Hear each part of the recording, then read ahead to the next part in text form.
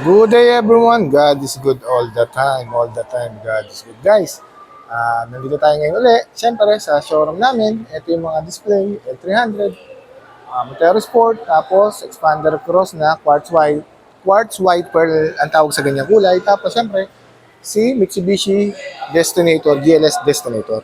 Guys, quick review lang regarding dito sa expander cross ng white pearl ang tawag sa ganitong kulay. Guys, ang promo namin ito guys, zero cash out. Wala kayong ilalabas na pera guys. Inclusive na rin yung 1 year comprehensive insurance, 3 years LTO and then shuttle mortgage. Ang kagandahan dito guys, sa promo namin ngayon guys. Ito yung maganda promo kasi guys, meron kami fuel subsidy na 40,000. Kapag ka nilabas yung unit guys, meron kayong 40,000 na fuel subsidy. Sobrang laki nun guys sobrang laki ng 40,000. Kumbaga guys kasi si expander namin, napakatipid sa gasolina niyan.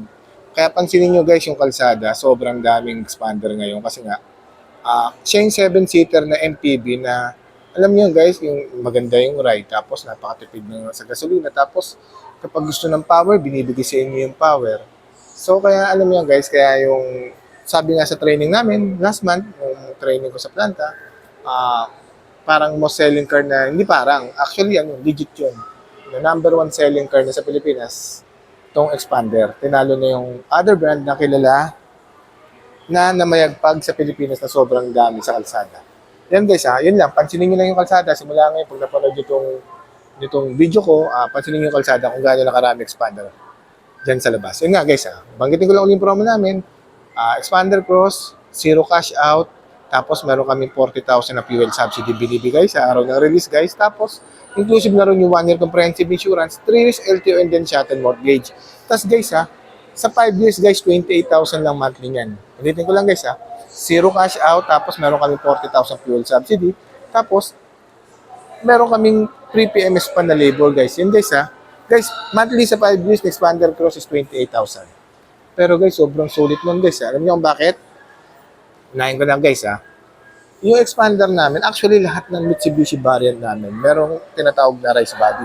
Yung race body, yung reinforced impact for safety evolution.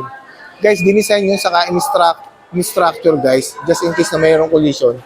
Hindi basta-basta pumapasok yung impact sa passenger. So, ang benefits nun is safety. Tapos guys pagdating sa kanyang windshield, guys, naka sound insulating film yan. Yung sound insulating film guys, nililesen yung ingay sa labas. So, ang benefits nun, syempre, is comfort sa mga passenger sa loob ng sasakyan. Na syempre, pagdating sa kanyang front fascia, new aerodynamic shield design, tapos syempre, T-shaped headlight. Ayan guys Syempre, equip siya ng LED daytime running light, tapos naka-LED projector headlight, and then naka-LED na yung kanyang fog lights. Kaya syempre, pagdating sa kanyang front grille design, ito guys naka-honeycomb na piano black finish yan. Tapos, syempre, yung logo namin ng Mitsubishi. Tapos, ito guys, yung pinakabago dyan. Mayroon na siyang multi-around camera. Ayan guys equipped with the multi-around camera. Guys, ang multi-around camera, ibig sabihin, lahat, paikot, pati sa taas meron. Yun guys. Ang ganda, di ba? Guys, ang tawag sa ganitong kulay, quartz white pearl na two-tone. Expander cross. Pagdating naman sa kanyang side profile, guys, yan. Guys, napakaangas din ng gilid. Kala mo, parang Destinator. Meron na siyang, siyempre, naka-fender flare na siya. Pag ang tawag natin mudguard. Tapos, guys, meron na rin siyang side scoop. Pero, siyempre, pagtama na natin na kanyang equipped with two-tone alloy wheels, 205 by 55 R17 yan, guys. Tapos, naka-ventilated disc brake sa harap. Tapos, sa likod, naka-drum brake. Guys, banggitin ko lang din yung suspension nito Yung suspension nito guys is MacPherson strut, coil spring with stabilizer bar sa harap. Tapos syempre sa likod, ang kanyang suspension is torsion beam. As guys, equipped with the LED turning signal light. Tapos syempre guys, sa expander cross, kasi nga siya yung top of the line, syempre, equipped siya ng KOS, o tinatawag namin na keyless operating system. Guys, yung keyless operating system, yung susi kahit na nasa bag mo, nasa bulsa mo, kung di mo na ilabas yung susi guys, pipindutin mo lang to, makakapasok ka na sa loob. Ayan guys. Tapos syempre guys expander cross, naka-leather seat na siya. Leather seat with heat guard. Ayan. So, ano ba ginagawa ng leather seat with heat guard? Guys, kapag ka naka-leather seat with heat guard ka, nililesen niya yung init. So, hindi ganun kainit. So, ang benefits nun sa passenger is for safety. Tapos guys, so, tignan mo, pagdating naman sa kanyang seat adjustment guys, ayan. Naka 8-way yan. 8-way seat adjustment yan. Dito sa driver side. Tapos sa passenger side is naka 4-way. Tapos guys, so dito sa gilid guys, so combination siya ng leather with silver accent. Tapos dito sa kanyang control guys naka-leather yan. Naka-leather yan guys. So padded yan. Tapos dito plastic. Tapos ito yung control ng central locking ng pintuan and then control ng bintana. Ito yung lock ng window. Tapos guys pagdating naman sa kanyang infotainment system. Ito guys, infotainment system Naka 10 inches yan, touchscreen. Wireless yan guys, wireless connectivity, Apple CarPlay, Android Auto. Naka smartphone link display audio na yan. Tapos pagdating sa kanyang aircon system, yan guys, naka single zone auto climate control aircon system. Tapos guys naka wireless yan. Ito yung connectivity ng charging port yan. At yung type A, type C na charging port. Tapos, syempre, pagdating sa kanyang transmission, naka 4-speed automatic transmission tayo, guys. Equipped with the electronic parking brake with brake auto hold. Yan, naka brake auto hold yan. Tapos, syempre, may cup holder na dalawa rito. Tapos, meron siyang center armrest. Guys, yung center armrest nito, guys, o tinatawag natin cool box. Guys, actually, yung loob nito, hindi siya nagpapalamig. Pero, guys, na-maintain niya yung lamig sa loob. Ayun. Tapos, guys, steering wheel. Ito guys, steering wheel, tilt and telescopic adjustment to guys Tilt and telescopic adjustment yan. Kung ano yung preference nyo. Forward, backward, yan. Tapos dito sa kaliwa, syempre, dito sa kaliwa yung audio control, yan guys. Tapos dito naman sa kanan guys, yung cruise control. Tapos meron din dito yung voice command. Tapos syempre, with the Bluetooth connectivity, yung answering call. Ito yung pagsagot, ito yung pagbaba, yan. Ang ganda, no? Tapos, ang vanity niya, guys, dito, sa taas, sa doom light niya, yan. Siyempre, vanity, walang mirror dito sa passenger. Ito, may mirror to with pocket holder, yan. Yan, guys. Kita ba? Yan. Pakaganda, guys, no? Tapos, siyempre, naka Mitsubishi Active Stability and Traction Control na rin siya. Tapos guys, punta naman natin dito sa kanyang second row. Ikot lang tayo sa kabila guys.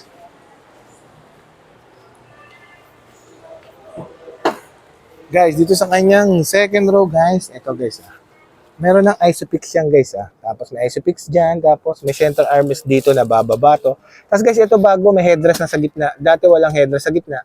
Tapos syempre, equipped with the seat belt. Tapos may charging port dito. Ayan guys may charging port dyan, type C and type A. Tapos syempre meron dito sa side pocket na cup holder. Pwede tayo maglagay ng gamit dyan, taka ng mga inumin. Yan guys. Tapos guys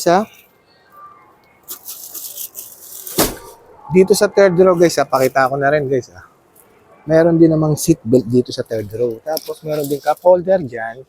Meron din dito. Tapos meron din charging port dito guys. Ayan, may charging port. Tapos dyan sa likuran guys, dyan nakalagay yung tools. Ayan sa likod ng upuan sa gilid. Tapos dyan din nakalagay kung paano natin bubuksan yung likod. I mean yung ilalim para sa ating reserbang gulong. Guys, equip din ng seatbelt yan Yan guys, sobrang ganda. Actually no? Ganda na expander cross talaga. Guys, ito yung top of the line. Tapos guys, dito sa second row, merong aircon vent dyan. Yan, may aircon vent. Yan guys Tapos guys sa taas nga pala, equipped with the roof rail. Tapos pagdating sa kanyang likuran guys, naka built-in spoiler yan or integrated spoiler with high mount stop lamp o tinatawag namin na third brake light. Tapos guys, syempre, pagdating sa kanyang taillight, naka T-shape taillight siya, combination siya ng LED and then ng bulb type. Tapos, syempre, equipped din siya ng camera sa likod. Yan. Pagdating naman sa kanyang rear spoiler, o tinatawag natin na rear chin. Yan, rear chin. Ito yung spoiler niya. Built-in na yan, guys. Tapos, syempre, guys, expander, fuel tank capacity is 45 liters.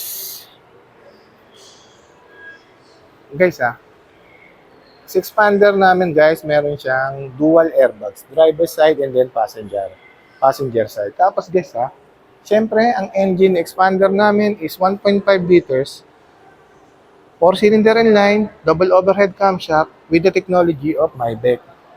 So ano bang benefits ng Maybach? Guys, meron kang 3 benefits kapag ka naka-Maybach ka.